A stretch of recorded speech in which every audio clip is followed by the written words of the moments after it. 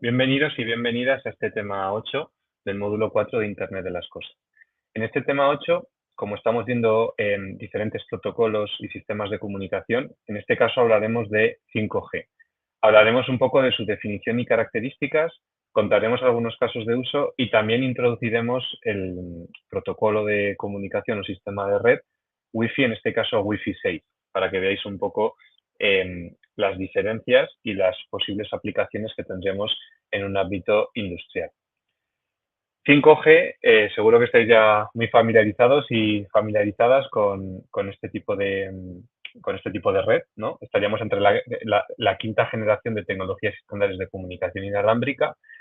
Es un estándar que lo mantiene el 3GPP, que si os recordáis en el tema del EP1 nos decía que uno de los estándares, el caso de Narrowband IoT, viene también de este consorcio y es una evolución del 4G que todos seguro que estéis ya acostumbrados a ver en vuestros móviles, ¿no? Y en algunos casos ya veis que os aparece el 5G.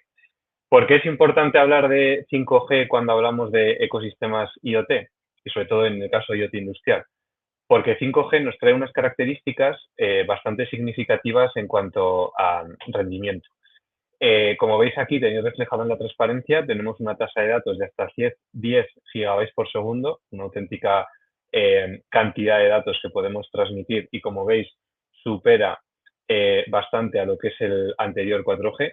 Tenemos una latencia y de una forma muy determinista, o sea, muy plana, de 1 milisegundo, con lo cual eso también es muy destacable para un tipo de tecnología de comunicación inalámbrica como es en este caso. Podemos conectar muchos más dispositivos que en el caso de 4G, hasta 100 dispositivos más por unidad de área, ¿vale? No sé si estáis muy familiarizados pero con el tema de las telecomunicaciones, pero al final, cuando nosotros estamos con nuestros teléfonos conectados en un sitio donde estemos, ¿no? Utilizamos nuestro teléfono, estamos conectados a una antena y esa antena a otra antena un poco mayor y crea como un área, ¿no? En la cual decimos, vale, yo tengo cobertura. Hay zonas donde yo voy andando y no llega ninguna de esas antenas, con lo cual no tengo cobertura. Se crean, son antenas BTS, ¿vale? Y son estaciones, digamos, que van proveyendo cobertura y nosotros conforme andamos o nos desplazamos, vamos saltando automáticamente sin que nos enteremos de una conexión de una antena a otra. Entonces, hay casos que seguro que habéis estado en zonas muy concurridas, ¿no? Donde hemos dicho, oye, aquí tampoco hay cobertura. En este caso, 5G supera bastante, como veis en la diapositiva, el número de dispositivos que podríamos tener conectados.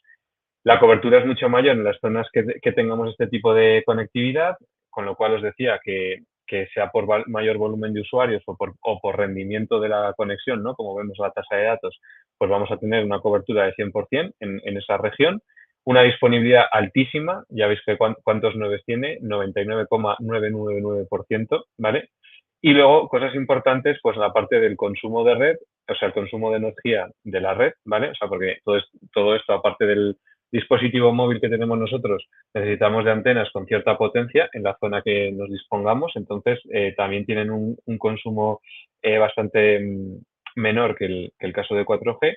Y en temas de IoT y aplicado ya al caso que nos interesa a nosotros, pues el consumo de batería, por tanto, es mucho menos, ¿vale? Entonces, son características bastante interesantes.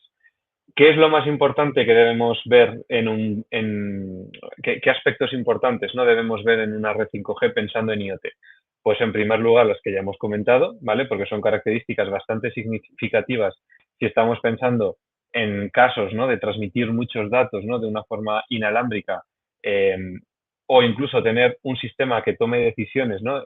A una gran distancia de donde esté pues el proceso industrial con esa baja latencia, ¿no? O sea, con el ancho de banda primero voy a poder hacer transmisiones mucho más eficientes, ¿no? De grandes volúmenes de datos y por otro lado con esa baja latencia, aunque digamos el sistema que toma la decisión o el operador o el escenario que sea esté a distancias muy grandes, el tener una latencia bastante baja nos da una calidad en la respuesta muy buena, ¿vale? Recordad que esto lo decía también cuando remarcaba mucho los protocolos tradicionales, ¿no? Industriales, cuando hablábamos de la parte de Profinet o Cercat.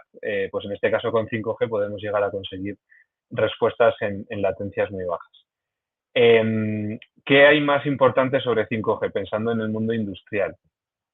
En entornos donde tengamos mucho metal, con tecnologías 4G u otras previas, o el Wi-Fi clásico, ¿vale?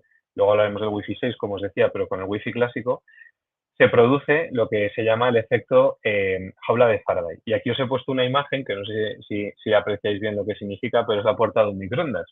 Y no sé si os habéis parado a pensar por qué en la puerta de un microondas tenemos siempre como una pequeña red, ¿no?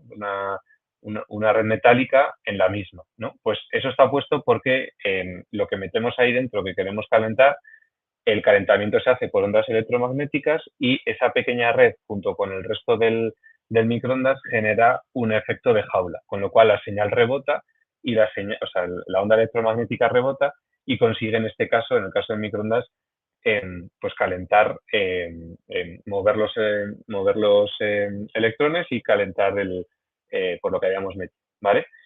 ¿Qué sucede con esto mismo? Ahora me lo llevo, el sistema, la parte esta de electromagnetismo, me la llevo al caso 4G, ¿vale? El caso previo al 5G.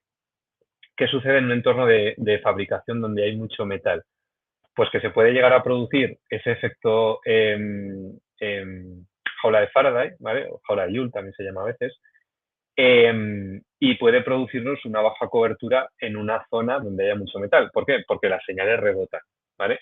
Entonces, 5G trae una mejora, ¿vale? Que por eso hemos puesto en rojo la parte de MIMO, que la traducción es Multiple Inputs, Multiple Outputs, que lo que hace es aprovechar esos rebotes para mejorar, digamos, el ancho de banda, ¿no? Y el rendimiento que tiene 5G, ¿vale? Entonces, es algo muy técnico lo que os acabo de decir, que igual no es necesario que lleguéis a ese detalle, pero sí que creo que es importante que os queréis que el 5G en un entorno industrial pueda aportar un rendimiento, aparte de sus características de mayor ancho de banda, el tema de la latencia y tal que hemos comentado en la transparencia anterior, puede tener unas características mucho mejores si en nuestro ambiente de trabajo hay mucho metal, porque esos rebotes que se producen de las señales, que por supuesto en el ojo humano no los ve, y empeoran la cobertura que tendríamos en ese caso, pues en el caso de 5G es al revés, es una ventaja y lo aprovecha.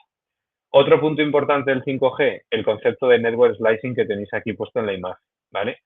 En 5G podemos crear redes virtuales, o sea, tenemos con nuestro operador un ancho de banda, digamos, contratado, un ancho de banda privado, ¿vale?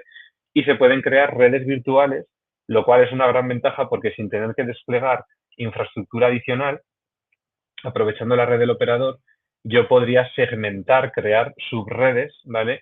En un ámbito, en un ambiente de producción industrial, lo cual es una de las buenas prácticas que hay que hacer siempre cuando hacemos proyectos de ciberseguridad industrial, porque seguro que en muchos casos habéis visto líneas de fabricación donde hay dispositivos, los SCADA, por ejemplo, que a lo mejor veis que hay yo que sé, un sistema operativo que está súper obsoleto, que es en Windows XP, y el fabricante de la máquina os dice que no lo pueden actualizar porque en ese caso pues se pierden cualquier tipo de soporte y digamos que ya no podrían continuar con el servicio.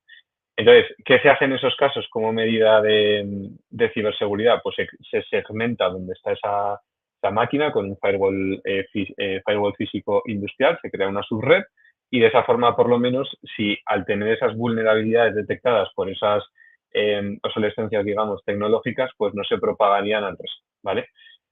Si yo tuviera, digamos, esa máquina conectada con un router 5G, podría aplicar este concepto de network slicing y segmentar de forma virtual ya la red de conexión y no tendría que tener, digamos, mayor gestión, ¿vale? Entonces, bueno, es un concepto bastante técnico, pero sobre todo que os quedéis con lo que es la idea general de esto que os acabo de decir.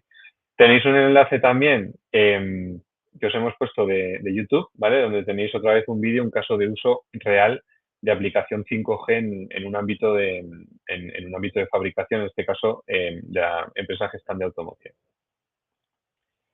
¿Y casos de uso de 5G? Pues hay muchos, ¿vale?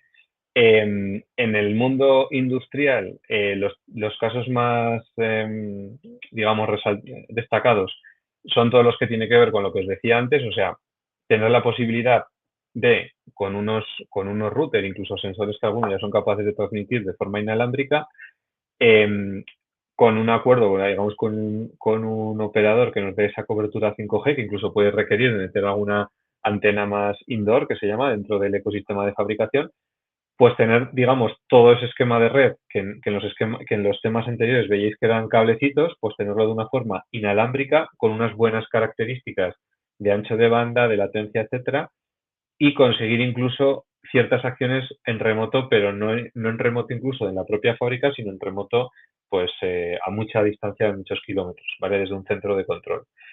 También hay casos en lo que veis aquí entre comunicación entre vehículos, ¿vale? El vehicle to vehicle, que es ahora una cosa que está desarrollándose en los temas de conducción autónoma, o el vehicle to infrastructure, en zonas como en Estados Unidos pues está potenciando mucho, ¿no? La posibilidad de esa interconectividad entre el coche y la infraestructura, ¿no? Por la que vayas pasando.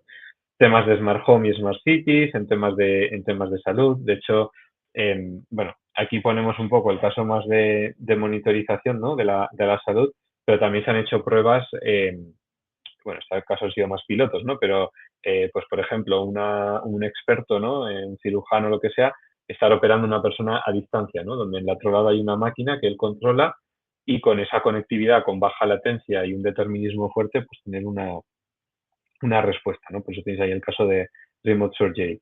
En temas de seguridad, ¿vale? También temas de videovigilancia, temas de realidad aumentada y realidad virtual. Bueno, al final tenéis como distintas aproximaciones, ¿vale?